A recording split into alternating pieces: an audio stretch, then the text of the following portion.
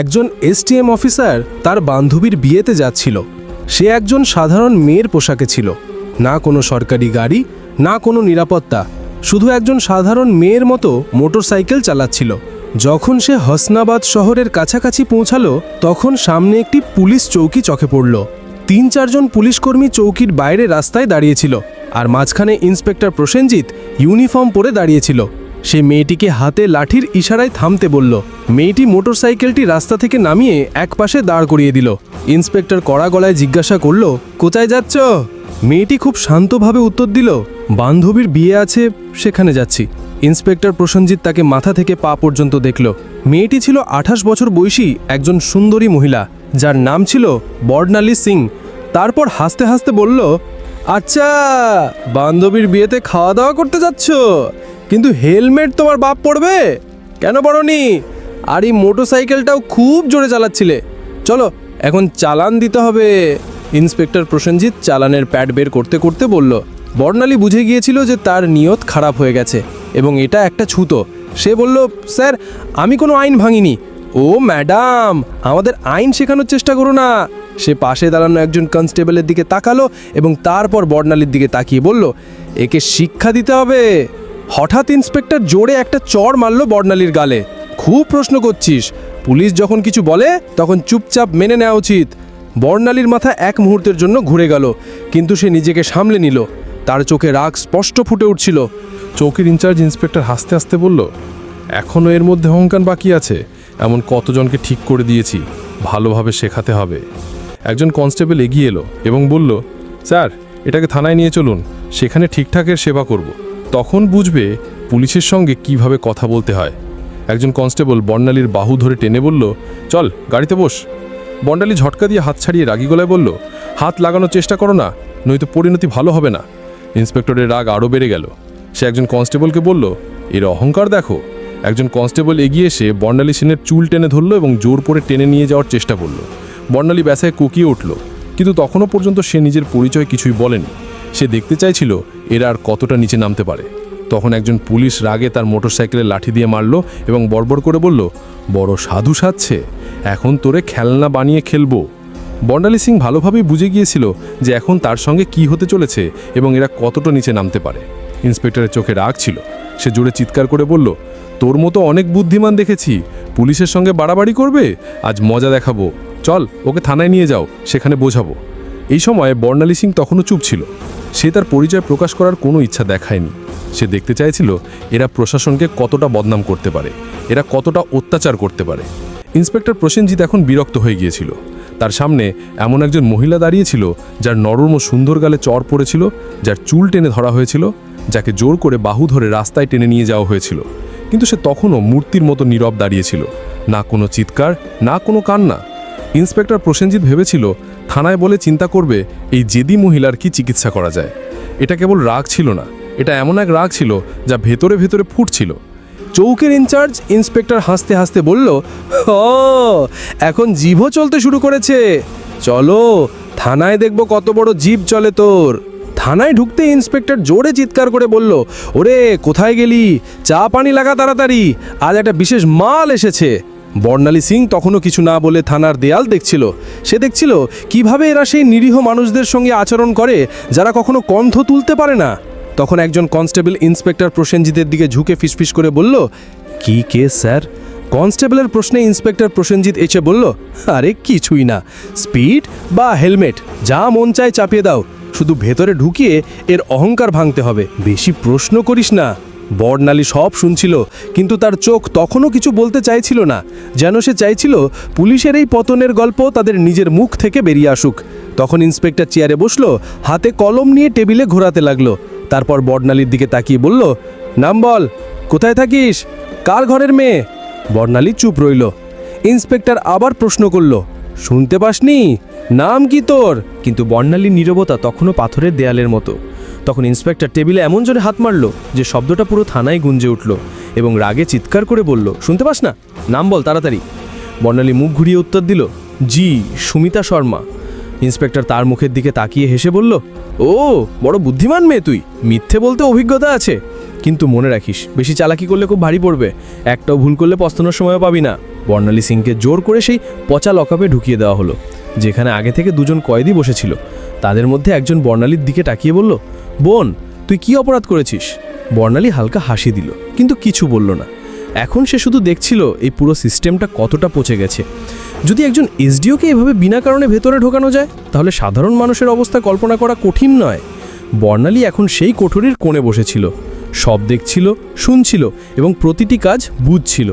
Inspector Prosenjit একটা মিথ্যে report তৈরি করলো এবং বলল, এর উপর চুরি আর ব্ল্যাকমেলিংয়ের কেস চাপাও। ফাইলের উপর হাত মেরে বলল, চলো তাড়াতাড়ি। একজন কনস্টেবল জিজ্ঞাসা করলো, কিন্তু স্যার, প্রমাণ ছাড়া? ইন্সপেক্টর হেসে বলল, এই থানায় প্রমাণ চেয়ে আনা হয় না, প্রমাণ বানানো হয়। কিছুক্ষণ পর একজন কনস্টেবল এসে বর্ণালীর কাঁধে জোরে হাত মারল। ইন্সপেক্টর হাত তুলতেই তখন দরজায় একটা কড়া গলা শোনা গেল, থামো! সবাই মুড়িয়ে দেখল দরজায় সিনিয়র ইন্সপেক্টর সঞ্জয় বর্ণা দাঁড়িয়ে। তার খ্যাতি অন্যদের থেকে কিছুটা ভালো ছিল। সে ভেতরে তাকিয়ে মহিলার অবস্থা দেখে তার কপালে ভাঁজ পড়ল। জিজ্ঞাসা করল, এসব কি হচ্ছে? প্রসেনজিৎ হাসল এবং বলল, কিছু না স্যার, একটা রাস্তার মায় বেশি বুদ্ধি দেখাচ্ছিল, শিক্ষা দিচ্ছি। সঞ্জয় বর্ণালীকে ভালো করে দেখল, তার আচরণ সাধারণ মহিলার মতো মনে হচ্ছিল না। জিজ্ঞাসা করল, এর অপরাধ কি? প্রসেনজিৎ ঘাবড়ে গেল, বলল, স্যার, চেকিংয়ে অসভ্যতা করেছিল। সঞ্জয়ের কিছু সন্দেহ হলো। সে বর্ণালীকে জিজ্ঞাসা করল, তোমার নাম কি? বর্ণালী চুপ রইল। প্রসেনজিৎ হেসে বলল, স্যার, এ তো নামও বলছে না। সঞ্জয় এখন পুরোপুরি সতর্ক হয়ে গেল। সে কনস্টেবলকে আদেশ দিল, একে একা কোঠরিতে রাখো। প্রসেনজিৎ অবাক হয়ে গেল, কিন্তু স্যার? সঞ্জয় কঠোরভাবে বলল, আমি নিজে এর পাশে থাকব। তার আদেশে বর্ণালীকে আরেকটা কোঠরিতে বন্দি করা হলো, যেটা আগেরটার থেকেও বেশি দুর্গন্ধযুক্ত আর অন্ধকার ছিল। বর্ণালী চারদিকে চোখ বুলিয়ে দেখল, এক কোণে একটা ভাঙা টেবিল পড়েছিল আর পাশে একটা মরচে পড়া লোহার রড। এখন সেই নোংরা সিস্টেমের আসল চেহারাটা আরও কাছ থেকে দেখছিল। প্রতিটি মুহূর্তে তার চোখ বুঝছিল যে আইন শুধু ফাইলের মধ্যেই সীমাবদ্ধ হয়ে গেছে। তখন একজন কনস্টেবল দৌড়ে এসে বলল, স্যার, বাইরে একটা বড় গাড়ি দাঁড়িয়ে আছে। প্রসেনজিৎ ভয়ে চমকে উঠল, জিজ্ঞাসা করল, কোন গাড়ি? কনস্টেবল ঘাবড়ে বলল, স্যার, সরকারি গাড়ি।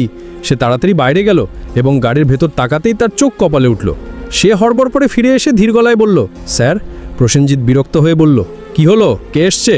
কনস্টেবল কাঁপতে কাঁপতে বলল, স্যার, কমিশনার সাহেব এসেছেন। প্রসেনজিতের মুখ ফ্যাকাশে হয়ে গেল। সিনিয়র ইন্সপেক্টর সঞ্জয় বর্মাও সতর্ক হয়ে গেল, কারণ এখন বিষয়টা সরাসরি উপরে পৌঁছে গিয়েছিল। কমিশনার সাহেব থানায় পা রাখলেন এবং তার চোখে স্পষ্ট রাগ দেখা যাচ্ছিল। তিনি প্রসেনজিতের দিকে তাকিয়ে কড়া গলায় জিজ্ঞাসা করলেন, ইন্সপেক্টর প্রসেনজিৎ, এখানে কি তামাশা চলছে? প্রসেনজিৎ ঘাবড়ে বলল, কিছুই না স্যার, শুধু একটা ছোট কেস। কমিশনার সাহেব টেবিল থেকে ফাইল তুলে নিয়ে মনোযোগ দিয়ে পড়লেন। তার কপালে ভাঁজ পড়ল। তারপর তিনি কোঠরিতে উকি দিয়ে বললেন, এ কে? স্যার, এই মহিলার বিরুদ্ধে 420 আর প্রতারণার কেস আছে। কমিশনার সাহেব জিজ্ঞাসা করলেন, তোমার কাছে প্রমাণ আছে? তিনি আবার বললেন, কোনো প্রমাণ আছে তোমার কাছে? এখন প্রসেনজিৎ পুরোপুরি ফেঁসে গিয়েছিল। কমিশনার সাহেব মহিলার দিকে সরাসরি প্রশ্ন করলেন, তোমার নাম কি? এবং প্রথমবারের মতো বর্ণালী সিং হালকা হাসি দিয়ে বলল, এসডিও বর্ণালী সিং। পুরো থানায় নীরবতা ছড়িয়ে পড়ল। সবার মুখ ফ্যাকাশে হয়ে গেল। প্রসেনজিতের হাত পা কাঁপতে লাগলো। বাকি সব কনস্টেবল অবাক হয়ে দাঁড়িয়ে পড়ল। প্রসেনজিতের পায়ের নিচ থেকে মাটি সরে গেল। যে অফিসারকে সে চোর মনে করছিল, সেই ছিল সেই অফিসার যিনি পুরো জেলার আইন চালাচ্ছিলেন। আসলে সে কোনো সাধারণ মহিলা ছিল না, সে ছিল স্বয়ং এসডিও বর্ণালী সিং, যাকে রাস্তায় টেনে নিয়ে যাওয়া হয়েছিল, চুল ধরে টানা হয়েছিল, চর মারা হয়েছিল। এই কথা সবার সামনে আসতেই পুরো থানায় হট্টগোল শুরু হয়ে গেল। সব কনস্টেবল স্তব্ধ হয়ে গেল। কমিশনার সাহেব তীক্ষ্ণ দৃষ্টিতে ইন্সপেক্টর প্রসেনজিতের দিকে তাকিয়ে রাগে বললেন, প্রসেনজিৎ, তোর এত সাহস কিভাবে হলো যে তুই একজন সিনিয়র অফিসারের উপর মিথ্যা অভিযোগ চাপিয়ে দিলি? প্রসেনজিৎ কিছু বলার চেষ্টা করছিল, তখন সেখানে দাঁড়ানো সিনিয়র ইন্সপেক্টর সঞ্জয় বর্মা জোরে বললেন, স্যার, আমি তো আগেই বলেছিলাম কিছু গোলমাল আছে। এখন প্রসেনজিৎ পুরোপুরি একা পড়ে গিয়েছিল। তখন বর্ণালী সিং তার শান্ত কিন্তু কঠোর কণ্ঠে প্রথমবার সরাসরি রায় ঘোষণা করলেন এবং বললেন, প্রসেনজিৎ, এবার তোর চাকরি গেছে, তোর সাসপেনশন পাকা, আর তোর বিরুদ্ধে এখন মামলাও চলবে। এটা শুনে প্রসেনজিতের যেন শ্বাস আটকে গেল। বাকি পুলিশরা তার থেকে মুখ ফিরিয়ে নিল। সঞ্জয় বর্মা সঙ্গে সঙ্গে হাঁক দিলেন, হাবিলদার সাহেব, এটাকে ধরে লকআপে ঢোকাও। কিন্তু তখন প্রসেনজিৎ পকেট থেকে একটা ভাঁজ করা কাগজ বের করে হাসতে হাসতে বলল, থামো ম্যাডাম, এটা আগে দেখে নাও, তারপর যা করার করো। সে কাগজটা দেখালো। কমিশনার এবং বর্ণালী সিং দুজনেই তৎক্ষণাৎ তার দিকে তাকালেন। প্রসেনজিৎ বলল, এই নাও আমার বদলির আদেশ। 3 দিন আগেই আমার বদলি হয়ে গেছে। এখন তুমি যতই রাগ করো আমাকে চাকরি থেকে বের করতে পারবে না। পুরো থানা আবার নীরব হয়ে গেল। বর্ণালী কাগজটা হাতে নিয়ে পড়লেন। কমিশনার চোখ তির্যক করে সিনিয়র ইন্সপেক্টর সঞ্জয় বর্মার দিকে তাকিয়ে বললেন, যাও দেখো এই কাগজটা আসল নাকি শুধু দেখানোর জন্য। সঞ্জয় কম্পিউটারের রেকর্ড দেখে মাথা তুলে বললেন, স্যার এটা তো আসল, কিন্তু এখনও এ নতুন ইন্সপেক্টরকে চার্জ হস্তান্তর করেনি। অর্থাৎ এখনও এখানকার আসল ইন্সপেক্টর হয়ে বসে আছে এবং সব দুষ্কর্ম এর দ্বারাই করা হয়েছে। এখন কেউ এটাকে বাঁচাতে পারবে না। বর্ণালী সিং তার চোখে চোখ রেখে বললেন, এখন তোর নতুন ঠিকানা সেখানেই হবে যেখানে তুই অন্যদের ঢোকাতিস। কমিশনারও মাঝানের ইশারা করলেন। দুজন কনস্টেবল তাকে ধরতে এগোতেই প্রসেনজিৎ আবার চাল চালল এবং বলল, থামো ম্যাডাম, আমি একা নই। তোমার কি মনে হয় পুরো দোষ শুধু আমার? তারপর সে থানার অন্য পুলিশদের দিকে ইশারা করে বলল, এরা সবাই আমার সঙ্গে আছে, উপর পর্যন্ত সবাই জড়িত। কিছু পুলিশের মুখ রং উড়ে গেল। সিনিয়র ইন্সপেক্টর সঞ্জয় বর্মা পরিস্থিতি বুঝে এক এক করে তাকাতে শুরু করলো। বর্ণালী সিং কমিশনারের দিকে তাকিয়ে বললেন, এখন এই পুরো থানাটাই পরিষ্কার করতে হবে, কেউ বাদ যাবে না। কমিশনারও বললেন, যা হুকুম ম্যাডাম, এখন একে একে সবার হিসাব নেওয়া হবে। এই কথা মুখ থেকে বেরোতেই থানায় যেন বিদ্যুৎ পড়ল। থানার বাইরে কিছু সাংবাদিক চুপচাপ দাঁড়িয়েছিল, যাদের আগে থেকেই সন্দেহ ছিল যে থানায় কিছু বড় গোলমাল চলছে। যখন তারা খবর পেল যে পুরো থানা লাইন হাজির করা হয়েছে, তখনই তারা মোবাইল থেকে খবর ছড়াতে শুরু করলো। একটা চকচকে গাড়ি থানার সামনে এসে থামলো, দরজা খুলল এবং স্বয়ং এসপি সাহেব বেরিয়ে এলেন। চারদিকে তাকিয়ে দেখলেন সবার মুখ পড়ে গেছে। থানার সব অফিসার একপাশে দাঁড়িয়েছিল এবং এসপি সাহেব বললেন, এখানে কবে থেকেই তামাশা চলছে? কিন্তু কমিশনার এবং থানা ইনচার্জ পুরোপুরি নীরব দাঁড়িয়েছিলেন। তখন বর্ণালী সিং সরাসরি এসপির চোখে চোখ রেখে বললেন, তোমার কি মনে হয় তুমি বেঁচে যাবে? সঞ্জয় বর্মার সঙ্গে সঙ্গে একটা ফাইল বের করে বর্ণালী সিংয়ের হাতে দিলেন, যে ফাইলটি এসপি সাহেবের সমস্ত কালো কাজের পর্দা ফাঁস করছিল। বর্ণালী সিং ফাইলটা এসপি সাহেবের দিকে এগিয়ে দিয়ে বললেন, নাও দেখো, এতে তোমার সব কুকীর্তি ভাড়া আছে। এসপি সাহেবের কপাল থেকে ঘাম ঝরতে লাগলো। কমিশনার বিনা দেরিতে উচ্চস্বরে আদেশ দিলেন, ধরো ওকে, আরেকক্ষুনি গ্রেপ্তার করো। পুরো থানা হতবাক হয়ে গেল। এত বড় অফিসারকে কেউ প্রথমবারের মতো এইভাবে প্রকাশ্যে চ্যালেঞ্জ করেছিল। এসপির গ্রেপ্তারের সঙ্গে সঙ্গে পুরো জেলায় ঝড় উঠল। বিষয়টা দিল্লি পর্যন্ত পৌঁছে গেল। মুখ্যমন্ত্রী পর্যন্ত খবর পৌঁছলো এবং সেখান থেকে সরাসরি আদেশ এলো, জেলায় যত অফিসার মিলে গোলমাল করেছে তাদের সবাইকে ধরে ভেতরে ঢোকাও।